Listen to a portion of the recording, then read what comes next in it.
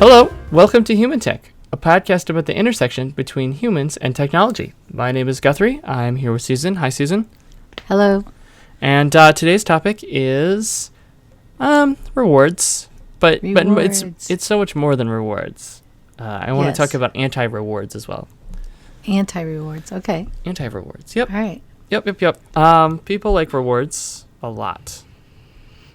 And the intersection of this and technology is that a lot of times when people are building software, apps, or whatever, they think and they want to build in rewards for people in the hopes that that will make people use the app more or want to buy it or whatever, right? Mm-hmm. Okay. So where do you want to start? Rewards is a big topic. It's one of my favorite topics. You know that, right? Yes, I do. And I think I like talking about it so much because I think some of the research on rewards is perhaps what's the phrase for when something is not what you expect? There's a phrase. I can't remember it. Unexpected. That's not what I meant, but yeah. Some of the research on rewards. It's, we have this.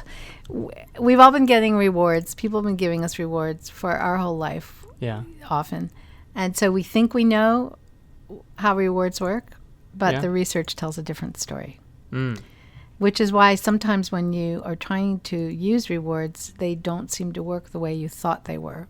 Right. They would work, and that's because the research is actually a little tricky. To use rewards effectively actually doesn't follow common sense. Right. So, where do you want to start? I know. I'll give you questions to answer. Yeah, I was gonna say you could start with a quiz. A quiz. Usually All a good right. way to go. Guthrie. Yes. And you probably know the answers because we talk about this in our behavioral design workshop, and you're there. Unless maybe while I'm talking about this, you're like zoning out. I'm not paying any attention. That's for sure. All right. Well, here we'll see how much you might have absorbed unconsciously. So, if someone is learning a new behavior, something they haven't done before, and you want them to, pick up on this behavior and do it and learn it,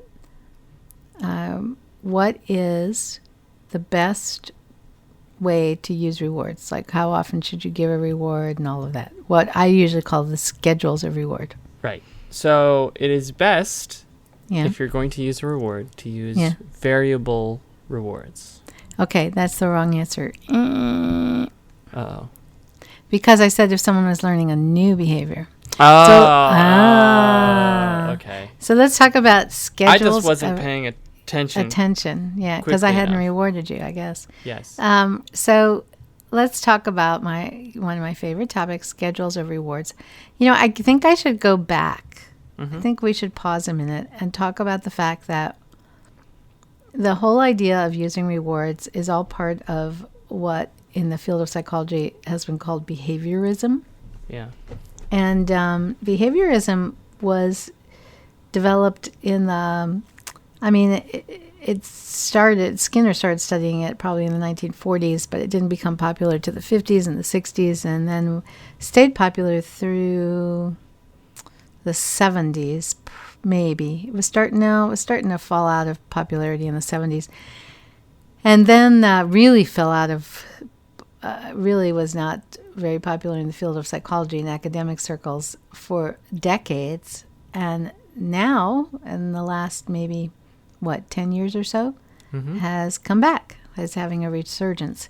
So it started in reaction against the whole, in psychology, I guess this is a history of psychology, but when psychology first became a science, which was maybe in the, or maybe around in the 1920s or 30s, something like that. Well, actually, it wasn't a science. It was more like studying stream of consciousness and Carl Jung and archetypes and, all Freud and all other kinds of things that were not actually considered very scientific by scientific type of people. And so in the 1940s and 50s, when behaviorism came along, it was viewed as a way to be scientific. It was seen as a way that psychology could become, instead of this, Freudian lie on the couch and we'll talk about things, but it could actually become a science that people could study. And in order to do that, if you're going to study psychology scientifically, the thought back then was that to do that, you had to stop talking about what people were thinking or feeling, because you can't really measure that, and you have to just look at their behavior. Mm-hmm. And that's where behaviorism came out of. And so then it became, all you did was look at what did someone do or not do, and how many times did they do it. And that was behaviorism. And so it became really popular because it was deemed to be scientific. But then it became very unpopular, because it really said it didn't matter, what someone thought. It didn't matter their frame of reference, and so on. So there was a whole backlash against behaviorism with cognitive psychology, and then onwards of other kinds of psychology. So that's why behaviorism became kind of not popular, because people were tired of just looking and measuring behavior. But rewards is all part of that, because Skinner, B.F. Skinner, in the 1940s, 50s, 60s, really studied how rewards, which he called reinforcements, really affects how people behave. And he did this work called schedules of reinforcement. So he would vary how often he gave rewards to rats, pigeons, people, whatever he was working with, and how that changed their behavior. And actually there's a real pattern. So how you give a reward, you can actually look at a little chart, and it'll show you, the typical behavior pattern when you're giving a particular kind of reward. So if you want someone to learn something new that they've never done before, you need to reward them every time they do it, so that they kind of get it. And the easiest way to think about this is to think about if you have a dog. So rewards work really well with dogs. And anybody who's tried to train a dog has probably, seen this. So you want to train the dog to, it's a puppy and it doesn't know how to sit, or it doesn't know how to stay, or it doesn't know how to lie down, or whatever it is you're trying to teach it. And so you give the hand signal, and you give the verbal command, and you kind of make, like, you grab their front legs and make them, gently, not hard, but you make them go down into a lie down position. And as soon as they're in the lie down position, which you put them in, you give them a reward. And if you do that a couple of times, they'll kind of get it, and then they'll go, okay, if I, squish my body against the floor and put my paws out straight, I'm going to get this tasty food. And so you reward them every time they do it until they get it. And then you have to stop rewarding them every time and say, so here's quiz question number 2, Mr. Guthrie Weinschenk. Why, once they get it, once they understand what the behavior is that you're rewarding, why do you have to stop rewarding every time? Why not just keep rewarding them every time? Because eventually it loses its effectiveness, does it not? Yeah, but why? Oh, but why does it lose its effectiveness? Yeah. Oh. Do you have any idea?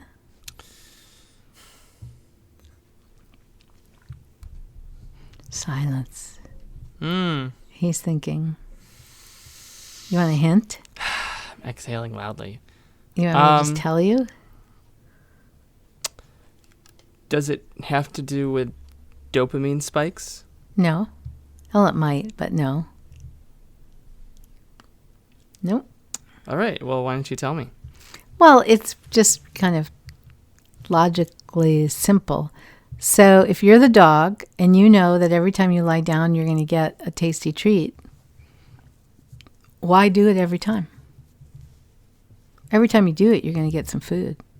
So. Whoa, but that's not a a rationalization. That's not a brain science reason.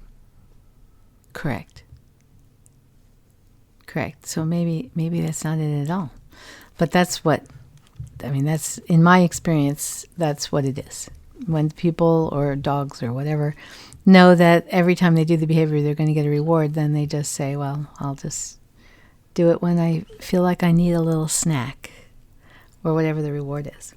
So the idea is that you should not reward someone every time they do something once that behavior has been established. And so that brings us to what you mentioned about variable rewards. So if you sometimes give people a reward and sometimes don't give them a reward, that's when you get the most of that behavior. Mm-hmm. Because they actually can't predict. And this has to do with the dopamine, right? Mm. You're talking about Sapolsky's work. Right. Yeah. So do you want to describe Sapolsky's work or do you want me to describe it? There were these rats, see? And the rats, there was a light on a bar. And when the light goes on, they run over, they press the bar. That's right. And then they took their blood.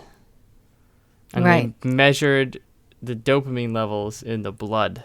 Right. And what did they find? They found... Well, what did people think they would find? Let's do that first.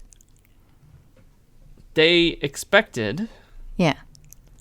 That when the rats get the food pellet, yep. They get the dopamine. Right. So they expected that the light would come on, and the rat had been taught that when the light comes on, if he or she runs over and presses a bar, they'll get a food pellet. So the scientists thought that if they measured the dopamine would be highest right after they get the reward, because people often think that dopamine, and we've talked about dopamine before, I think, on our podcast, but people think that dopamine is released because you get a reward. But indeed, what they found was what, Guthrie? That it was released when the light turned on. Right, when the signal came and the light. I'm so turned good. On. I remember all these things. You remember these things. That the dopamine would spike at the signal, at the light, and then it would go down, so that by the time they press the reward, dopamine wasn't being released. So, and that's Robert Sapolsky, Sapolski, and there's this video where he kind of talks through that, and maybe we can put that video link in our summary at our blog post when we talk about this. But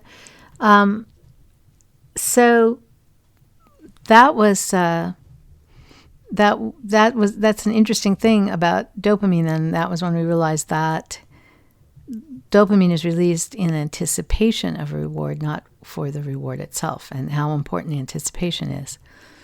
So, rewards, and there's all other kinds of stuff about rewards that we could talk about, but, that's up to you as to how much you want to go into it. Well, one thing I definitely want to talk about is I want to talk about negative rewards. Well, all right. So actually, Skinner, when he did his work, he never used the term rewards. That's interesting. Yeah, he did. And there's a reason. He used the term reinforcement. So he would talk about positive reinforcement and negative reinforcement. So that's why he didn't want to use the word reward, because he was talking about reinforcing behavior. And you sometimes reinforce a behavior by giving a reward, but a reward is not the same thing as reinforcement. So here's what he was talking about.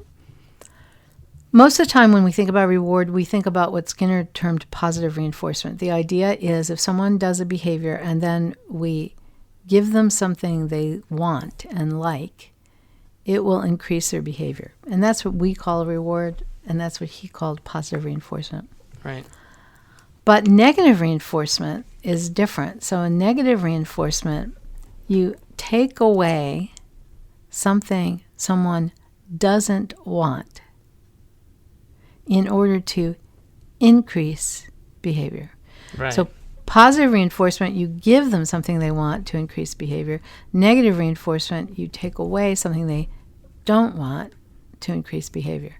So we're gonna have to like chart this, right? So we got to start with a regular reward, which is positive I want to reinforcement. increase behavior. Yes. So I give you something you want. All right. Yeah. Now there's also that is a reward, but That's there's also a reward, which is and that's why you shouldn't call it a reward. Right. But you can also have a reward if you get rid of something I dislike. Again, to increase behavior. Yeah, we got to give an example of that. Oh no, this example is very simple. What? If you tell me where the safe is hidden, I will stop hitting you. It's the old movie trope, right? Yes. Or if you take out the garbage, I'll stop nagging you. Right? Because you don't like nagging. Sure. So I'm taking away the nagging. And by taking away the nagging, now you're going to take out the garbage. And you'll just start taking it out on your own. Because if you don't, I'm going to nag you. Now, how is that not punishment? Okay. Punishment. So we just said, right, that in both positive reinforcement and negative reinforcement, the result is an increase in the behavior. And that's what we want. Is that correct? Yes. We want to. Yes, I guess we want to increase the behavior. Target behavior. Yes. Mm-hmm. Punishment is when you give someone something they do not want, and your goal is not to increase behavior; it's to decrease behavior. I see. And it's very different. So if we're plotting, we got 4 little boxes, and this is the inverse of the top box, which is we're not trying to increase behavior. We're actually trying to decrease behavior. Right, and we do that by giving you something you don't want, not giving you something you do want. And that's why in the research studies that Skinner did, and that I've actually done, because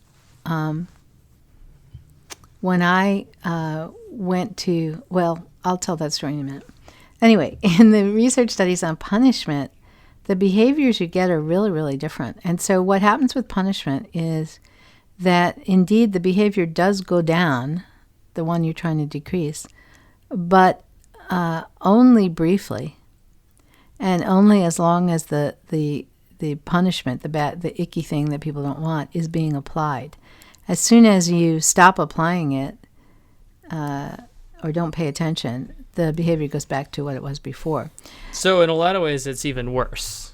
Because it's definitely worse, yeah. Because with positive reinforcement or negative reinforcement, once a person is trained and used to doing it, you don't have to do it all the time, and they'll still do the same behavior. So punishment only works if you have like a police state where you can ensure that they are. Someone has to be watching all the time, and someone has to give the punishment all the time. And if you're not there and you miss one, they're gonna go back to doing what they were doing before. So punishment is actually not very effective in stopping behavior.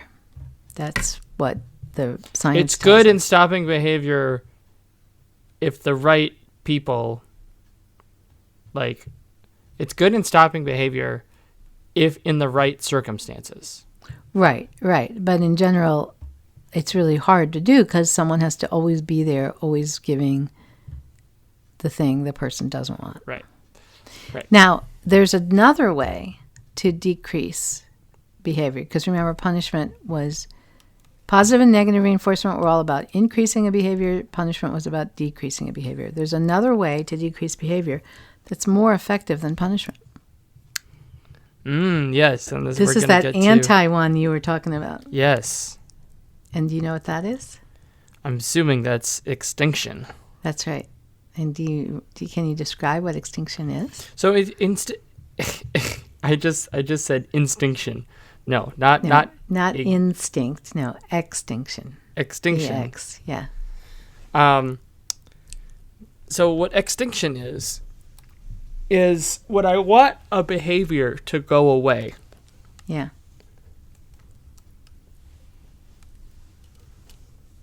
Yeah. How do I say this? You want the behavior to go away. How do I say this? So you want to decrease the behavior. I want to decrease the behavior. But I'm not going to punish it. See, and this is where I get confused because I know what the answer is, but I don't know. It feels different somehow, right? Well, what's the answer? So the answer, sorry.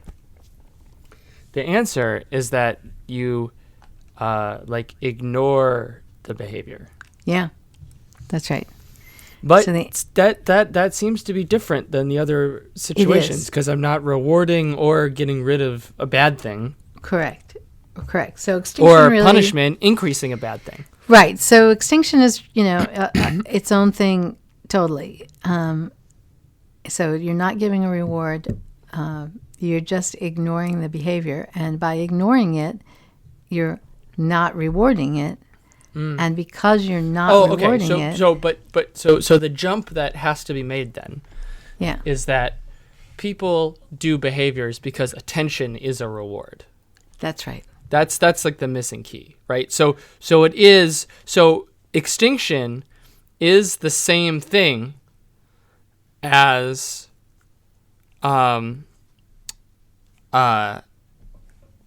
This is interesting. I'm not sure where you're going with this. No, it's the same as what's the one where you take your negative reinforcement? Negative reinforcement, okay? So it's the same as negative. No. Well, hold on, right? So like every time I get attention, that's my reward. And so by taking away the attention, I'm taking the reward away. Yeah, but see, remember, negative reinforcement. Let's go back. Negative reinforcement is I give you something you don't want in order to. I take away something you don't want in order to increase behavior. And extinction is not that, because with extinction, I'm trying to decrease behavior. I'm not trying to increase behavior. Right. So it is its own little special. It's its own little thing. So if you ignore what someone's doing, now that does assume, all of these things assume, there's a really important key to all of this, which is you have to be sure the thing you think people, they want this, they don't want this, right? That's got to be true. So if you're giving people something you think is something they want, and they really could care less about this thing you're giving them, then it's not going to work, Or if you're taking away something that you think they don't want, but actually it doesn't, they don't care that you take it away, then that's not going to work. And similarly, if attention is not acting as a reward, then, withholding your attention isn't going to decrease the behavior. But attention usually is, right? Very often is. Very often is. A lot of times when people are doing something, they're acting in a certain way. One reason they're acting that way is to get a reaction from you. Yes, that's just how I was going to phrase it too. It's not about getting attention. It's about getting a reaction. Right. And so if you don't react, or you don't react in the way they expect or want or are used to, it's not fun. Yeah, then they'll just stop doing it. So, and any teacher in any classroom has hopefully tried this out. I think it's really hard. It's really hard because someone's, being disruptive and interrupting or acting out. It's often very hard to ignore them, and yet that's exactly what you need to do if you want them to stop doing what they're doing. Mm-hmm. So, so that's extinction. So the stuff is, it works really, really well with animals. Yeah. it works really, really well with young children. Mm-hmm. It works somewhat with older children and somewhat with adults, but it isn't always as great with adults and young children. I mean, and older children. And that's because, well, it's for a couple of reasons. One is that there are other ways to get people to do stuff that work better than rewards. And actually, some of those things rewards interferes with. So we've talked about this before. I think we talked about this on the episode we did on gamification, that, for instance, the desire for mastery, the desire people have to learn and grow is a really powerful motivator. And we know when you give rewards to people, it kind of kills their desire for mastery. So you're now using rewards, which is like, not that great a motivator, and you just killed the ability to use desire for mastery, which is a great motivator. Right. And so, as people get older, some of the other motivators like self-stories and the need to belong, the social aspect of life, becoming part of a tribe and peer group and desire for mastery, all those become really, really powerful, and rewards are much less powerful. And so that's why I say, and this, we've done consulting work together where, we'll go in and the client will say, okay, we're trying to get people to do this. We're trying to get people to use this software more. And so what we do is we reward them for, how many times they've logged in or, and so on. And you and I are sitting there kind of exchanging glances and going, you might want to think of another way to do this. So people are used to using rewards, and it's on the surface, it's really simple. It's actually not simple, as we just talked about about rewards. But it seems simple. Oh, we'll just give them a commission. We'll give them more money. We'll have incentives. We'll give them, if the team reaches this level, we'll have a pizza party. It's just like, it seems like it's simple. It seems like it would work. And so that's why people, it's the go-to, I think, for a lot of people, a lot of managers, a lot of planning. But it's actually not that simple. And I think a lot of people that have tried using rewards in these ways can tell you, well, sometimes it worked kind of, or it worked at first, but then it didn't work, or it didn't work as well as we thought, right? It's because it's complicated, and therefore you might be better off using something else. But, I think especially these days as we talk about, all these software apps and mobile applications, and you want people to use your app, right? Mm-hmm. You want them to buy it, and then you want them to use it. Yeah. And the more they use it, the more money you make, perhaps because you're getting ad revenue or whatever it is, right? So you really want them to use it, and you're trying to figure out how can we get them to use the app more. And I would say, I would probably say, don't use rewards. I'd say use something else. Use habits. Use self-story. Use feedback. Use the desire for mastery. And probably, not use rewards. That's, as much as I know about it, I tend to tell people not to use it. You can use it, and it might work, and it might work really well, especially in establishing a new behavior. But just got to watch out and not use it exclusively, or not use it incorrectly, or you may not get what the response you desire. I was going to mention before, so I'll go into it now, a little bit about what happened when I was looking for graduate schools and when I went to do my undergraduate. So I started college at Virginia Tech, which I think you know, right? Mm-hmm. And I did not start off as a psychology major, but ended up taking some psychology courses, and I kind of was interested in that. And then I left Virginia Tech and I moved to Boston, and I went back to school at night at Northeastern University for my undergraduate, and decided to study psychology while there.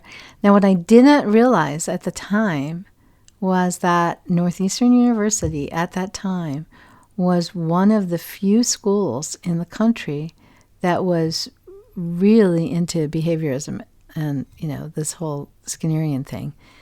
And that at many other colleges who were teaching psychology, it had fallen out of favor. And I didn't know that. And so I just, I went to get my undergraduate degree in psychology and just took whatever courses they said I should take, right? Yeah. And most of those courses had to do with behaviorism. And I didn't learn anything about cognitive psychology. I didn't know that I was missing stuff. Because, you're an undergraduate. You take what they tell you to take. This is the field of psychology. I think maybe I had one course on what was called, it's called abnormal psychology, which is mental illness and stuff. Yeah. And basically, otherwise, everything was about, Skinner, rewards, experiments with rats, mazes, the whole thing. And so I thought, I learned everything there is to know about psychology. So then I decided I wanted to go to graduate school in psychology, and I started checking out graduate programs.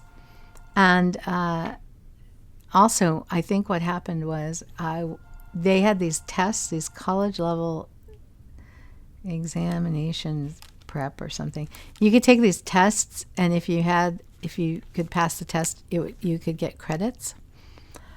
Without taking courses, so a way to speed things up. So I took one and on, I don't know, psychology or something. And in order to prepare for it, because this was not a test, this is a standardized test, it's not from that university.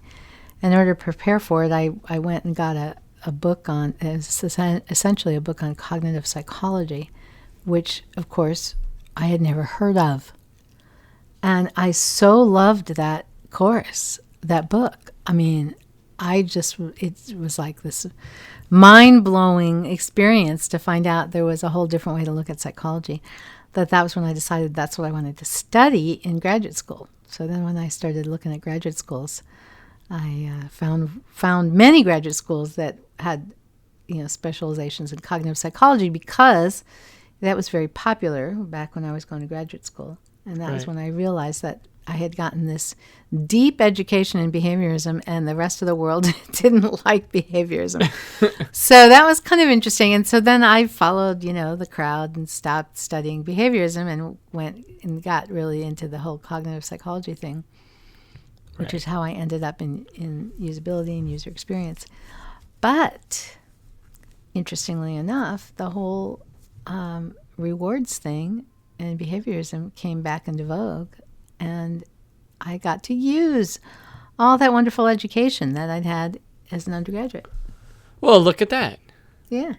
See? So it was good that I got that. It really was, actually, because it meant I got really deep into the whole behaviorism thing, but then I got really deep into the whole cognitive psychology thing, and could do both of those. And then, as you know, after graduate school and all that, I got really deep into all the new research on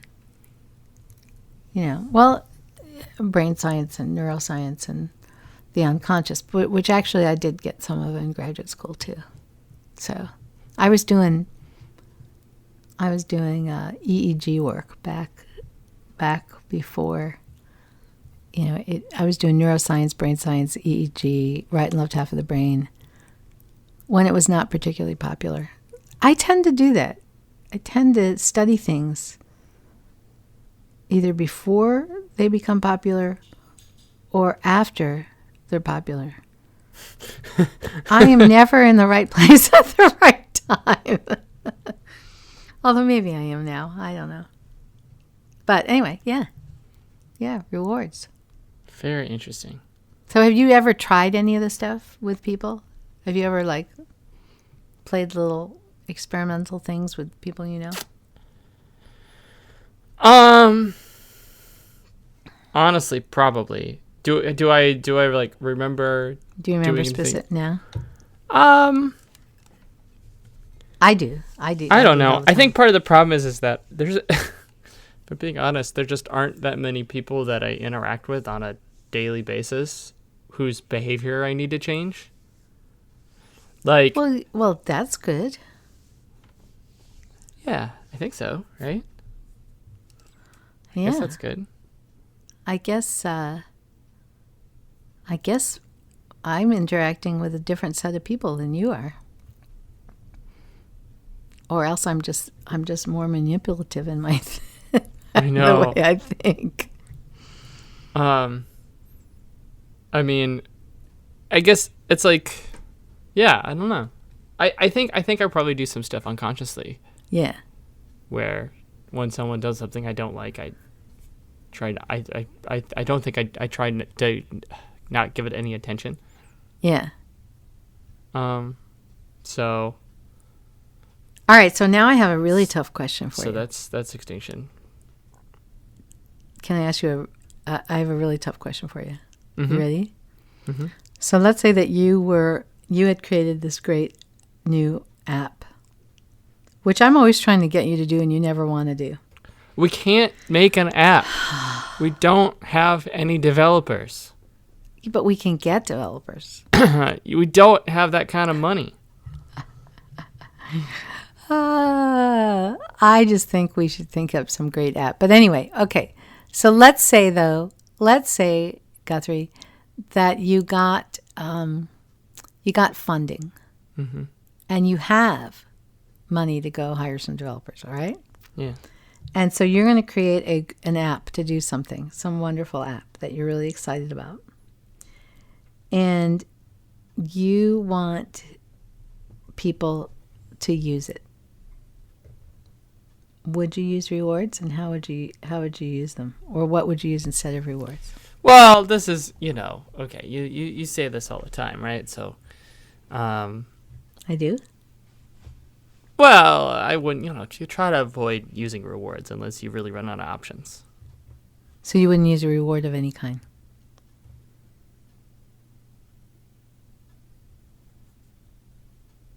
I'd try not to. Okay. I'd try not to. The thing generally what you want to try to do is avoid using easy rewards that are like just the traditional, like, I'm giving you something for doing an action.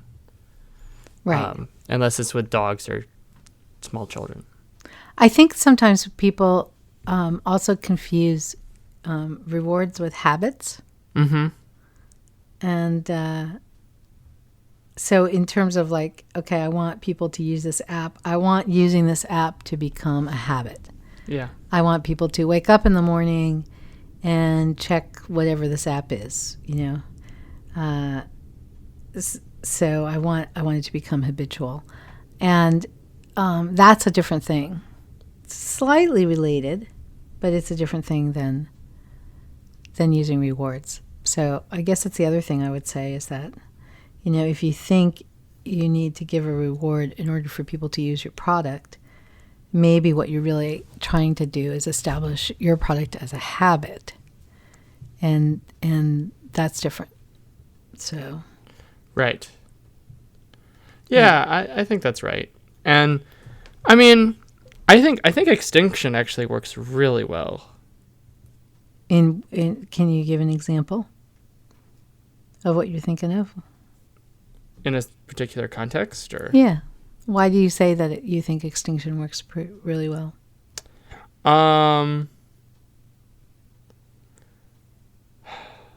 So, I think, especially in today's attention-driven economy, there's a lot of stuff that just really, really needs a reaction. And I think a lot of people are getting very used to getting a reaction. Can you give me an example? I'm not sure what you're talking about. The person at work who is really stressed and high-strung all the time. Okay. And, like, I'm sure it's unconscious, but they're feeling stressed. I think what probably happens is they feel stressed and overwhelmed, Yeah. And so if they can get other people to be stressed and overwhelmed with them, that makes them feel like it's not like it makes them feel better because it's like, oh, kind of it validates how they're validates feeling. their feelings. Yeah. And so they get super stressed, they get super overwhelmed, and then they get frantic, and they try and spread that to other people. Yeah. And I think most people are very successful at doing so. It's pretty easy to get other people all, but if you can just use extinction, I think it's really useful in kind of stopping the spread and settling the other person down. That's the other thing I've noticed. I think in my I guess people have said I have like a calming personality, but I think all they really mean is that when they're like frantic and trying to like spread like their like make other people frantic, I just don't like go with them on their journey. Yeah, you don't engage in that way. Yeah, and then they just kind of stop, and then they're like, oh, I feel better.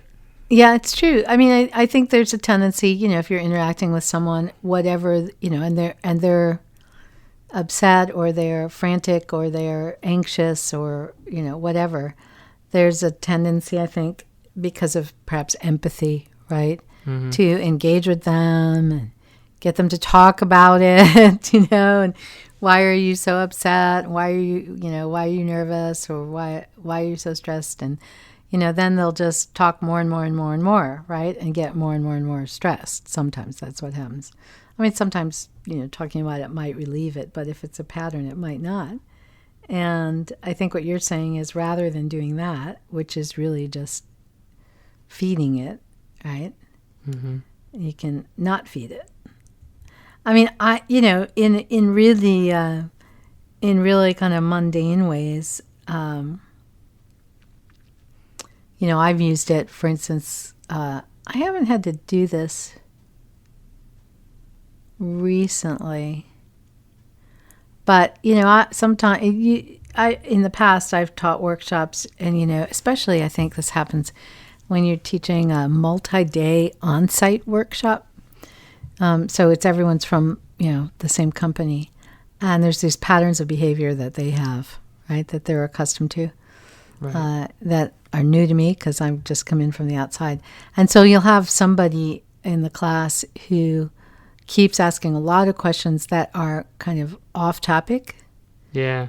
And, I love getting questions from people when we're teaching a workshop. But if you're doing a 3-day workshop and you got one person who keeps wanting to talk about, what happened with that when they tried to do that, right? And it goes on, and you can tell the rest of the class is like, oh my God, there he goes again. And this is, and he's going to talk for like 10 minutes and it's going to take us off topic. And, he keeps raising his hand. There have been times when I shouldn't admit this on our episodes, right? Because then people are going to know what I'm doing if they bring us in for a workshop. No one realizes. But I will actually orient myself, like turn my body and my gaze in a direction where I can't see his hand being raised. Mm-hmm. And or at least I can pretend I can't see his hand being raised and just ignore the hand raising. Right. And after a while, he or she will kind of stop. More than likely what I'll do before it gets that desperate is I'll just say things like, oh, that's a great question, but let's talk about it during break because it's not exactly what we're doing right now. So sometimes I'll do that. But, yeah, I've used it that way. Extinction is... I definitely use it with dogs.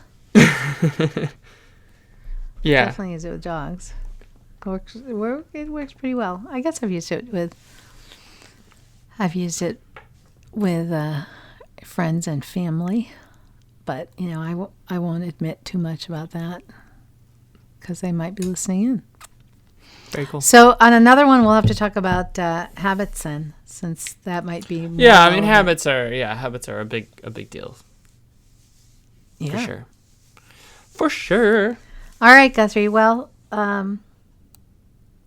I know you wanted a lot of attention from doing this episode, but I'm not going to give you any more attention. I guess we're not doing any more episodes. Your behavior. No. I won't. No, that's not true. All right, I'll have to reward you.